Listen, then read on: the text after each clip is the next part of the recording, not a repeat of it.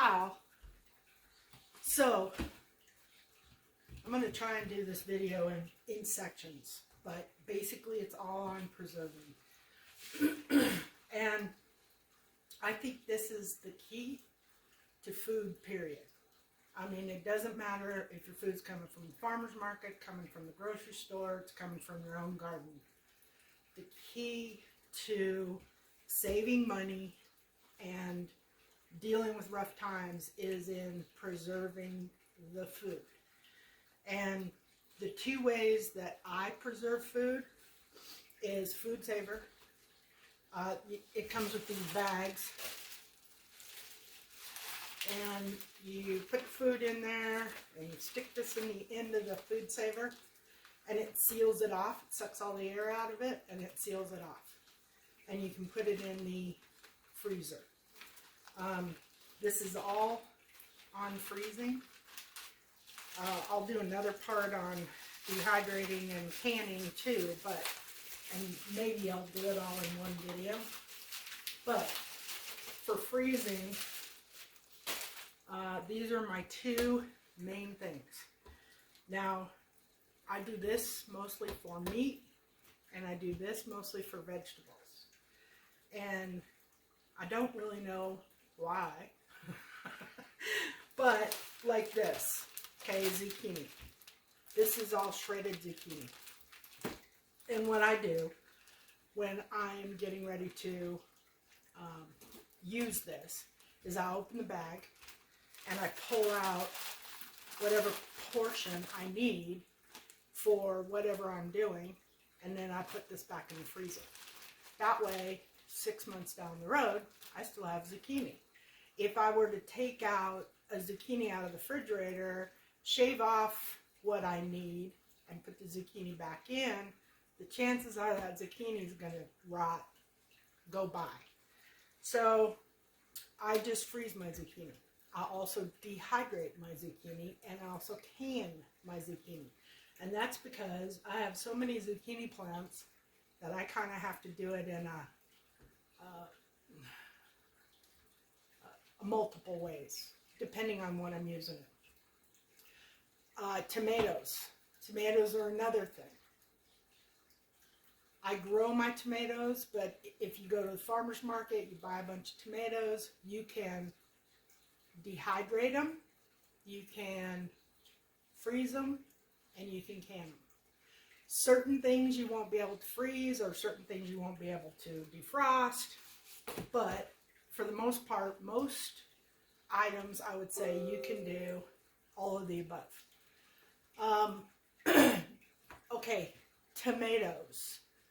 Now that we're on tomatoes, this is what I do. Be right back.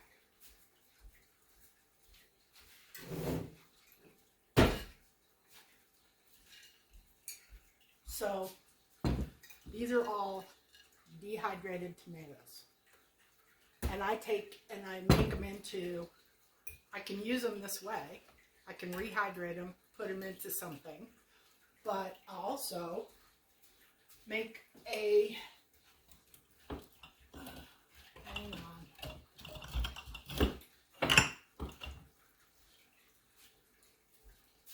tomato powder. And honestly, I probably use tomato powder more than anything. If you're grinding up hamburger, you're going to make, like, say, a goulash. You can take your hamburger, fry it all up, drain off the fat, and just add tomato powder to it and water until you have a tomato paste or a tomato sauce. I love tomato powder. So I dehydrate a lot of my tomatoes. I also have some canned, and I also have some in the refrigerator or the freezer. So it just depends. Each dish will be different. You know, I may decide to do something different. But these are all ready to grind up and turn into powder, or I can use them whole, or I can go get one out of the freezer and do it that way. Or canned. I also can them. I'll make tomato sauce, diced tomatoes, tomato paste. You can make pizza sauce. You can do pizza sauce out of this. You can do pizza sauce out of the dehydrated, or the, yeah, dehydrated and dried. Excuse me. It just gives you a bunch of different options. And that's pretty much it. Oh, the other thing too is portions. If it's something that you're freezing that you can't necessarily break off, pretty much everything, I really haven't run into anything, and I freeze a lot of stuff. But like even cucumbers, you know, I use cucumbers for like smoothies, and I'll freeze those. Spinach, freeze that. You can open the bag, break off a piece, and use it, and put the bag back in the freezer. But I think, you know, even somebody who isn't preparing for some kind of disaster or preparing for something to happen in their family, doing it this way, you know, looking at freezing food a little bit more will help you with your grocery budget. It will cost you less. I would encourage you to buy organic. Costco has a very good selection of organic fruits and vegetables. And your grocery store sometimes will have good deals. But you don't want to be taking toxic food and like pesticide-ridden food and putting it in a freezer bag and storing it. You really want to try and go with an organic food. And it will help. It will help with your budget. It'll help with meals. Like you'll go, oh, I need, you know, instead of running to the grocery store all the time, if you buy double or triple the spinach and you're going to cook something and you want to use spinach for it, well, guess what? You got it in the freezer. You don't have to get in the car and run over to the store and pick it up. It makes life so much easier and so much cheaper and so much simpler. Having, you know, a good store of food in your freezer. And I think that's it. I'll do dehydrating and canning next, and I might just add them all to the same video. Thanks for watching. Hi guys.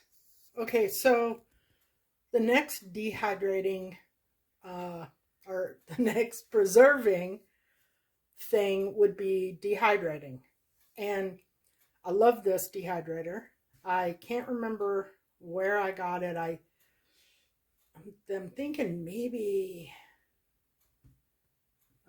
Bed Bath & Beyond, or I don't know. But anyway, bought this dehydrator. I think I ordered it online, and I use it quite a bit. You can dehydrate anything. Here's ginger. Here's, easier to show you here. This is zucchini, and this is mushrooms. And all of this is all herbs, medicinal herbs, that you can also dehydrate. But you don't need a dehydrator to dehydrate food. You can do this in the sun. Probably well, you don't even need sun, to be honest. Here's how I dehydrate a lot of my crops in the summertime. In the warm weather, I just lay it out and let them dry. And then I clean them up and pack them away and use them eventually in dishes. I use them for cooking. That's chives. I use them for soaps. I use them for lotions. I make oils out of them. All kinds of things. Here's a bunch of dill seed that I'm getting ready to finish off. It's all ready to go. I just gotta get it off the, what do you call it here?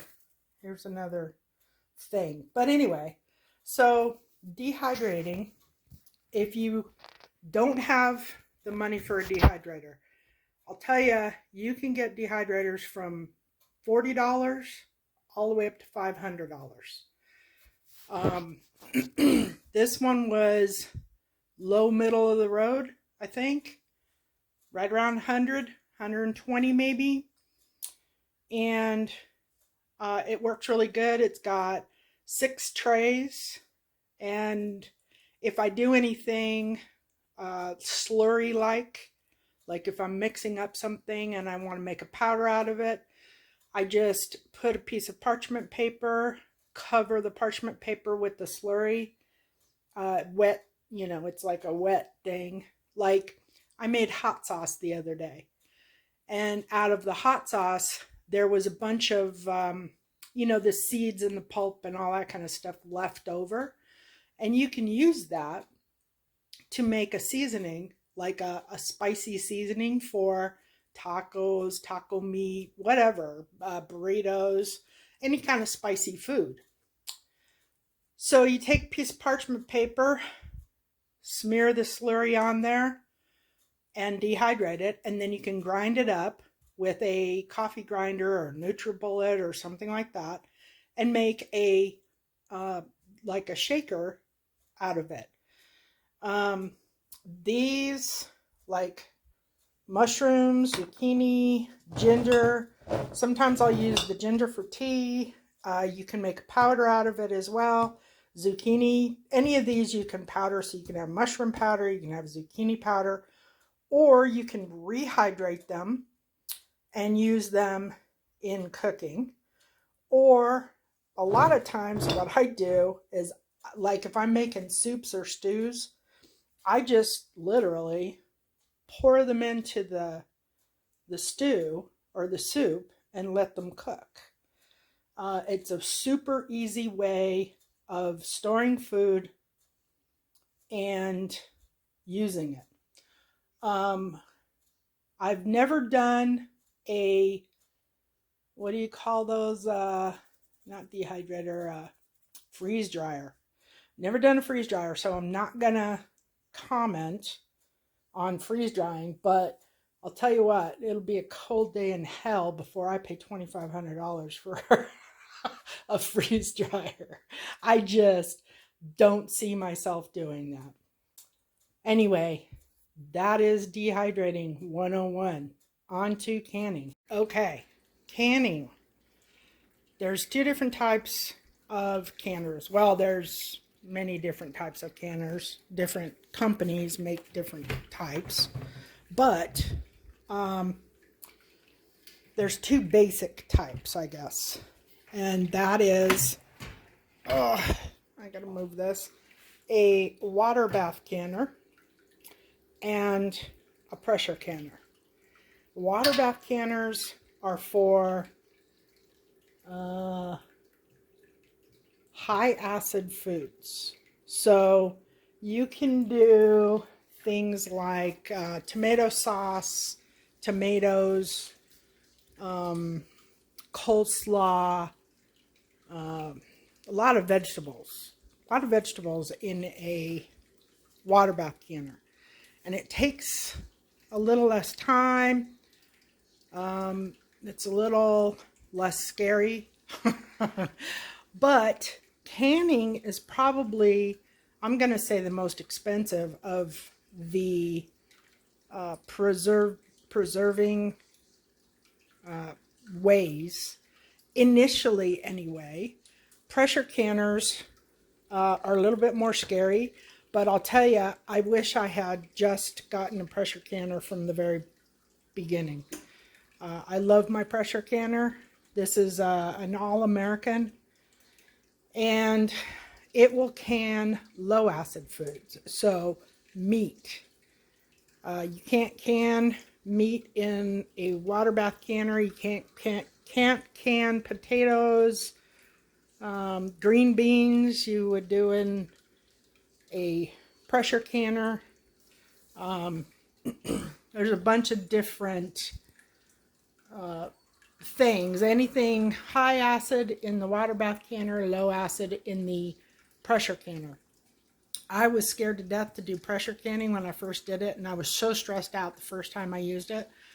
Now I absolutely love it, and I probably really didn't need the water bath canner, but I do use it. As you can see, it's sitting out on the counter and it's full of water because I just got done canning some coleslaw. And I did, what else did I do? Oh, hot sauce. I just did hot sauce in my water bath canner. So canning is probably my number one preserving method, just because it lasts forever. And the initial cost. So I think this was like $250, maybe $300 by the time I paid for freight. That one I think was just a little over $100, maybe $150. So if you are going to do canning, there is an initial cost, and it's pretty hefty for canning. And jars. Oh my God. You got to have jars. And you got to buy them. I'll show you my canning. There's my pumpkins. But here's all things that I've canned recently. So when you have a garden, you are probably going to be canning a lot of stuff. If you don't have a garden and you start canning, you're probably going to can a lot of stuff. I find canning to be tiring and hard work, but at some point the work ends and you have nothing but food to eat, and it's well preserved. So I would highly recommend canning, even though the investment is big at the beginning. Well, and the investment continues to go because you got to buy jars and lids and all that good stuff. So yeah, a little more expensive, but nowhere near as expensive as buying food from the grocery store. So you do the work. You know, if you're growing your garden, you have to have a way to preserve it. And this is a perfect way to do it. And next is fermenting. Okay, fermenting. I'm going to say, first thing, if you are getting into fermenting or you want more information about fermenting, God, I'm trying to remember. You know what? I will put links in the description. I know one is Doug and Stacy. They live off grid. They do a lot of fermenting because they don't have electricity. So a lot of their food is fermented. But, and there's another one too. I can't remember her site name. So like I said, I'll just link it down below. The ones that are really good for fermenting. So I bought this kit. This is called the Complete Fermentation Kit. Actually, here. This is the box that it came in. Complete Fermentation Kit. It's from Mason Tops, and I think this one is a wide mouth, but I think you can get it in a smallmouth too. And it comes with these cute little, all these cute little bright colored nipples. And you basically just put it into the top of your jar like so, and it vents all on its own. Or you can come over and just kind of do a little squeeze on the nipple part and it will vent. And it comes with 4 vents, or 4, yeah, I guess they'd call vents. And it also comes with these nice little glass weights.